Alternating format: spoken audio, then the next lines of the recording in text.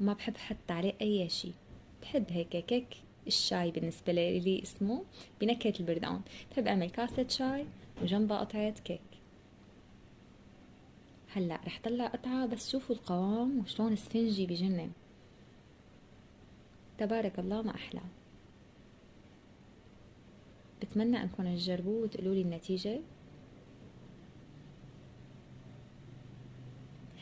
هلا أنا رح حاول أقدمه مثل ما بقدمه لأي ضيف عندي.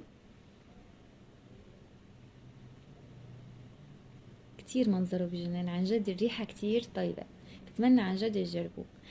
فيني حط هيك مثل ورقة الزبدة وحط قطعة الكيك وجنبها وردة مجفف، وهيك بيتقدم جنب كاسة شاي وضيافة غير شكل. خليني آكل لقمة بس ندوق النكهة، مع أني أنا بحب الكيك بارد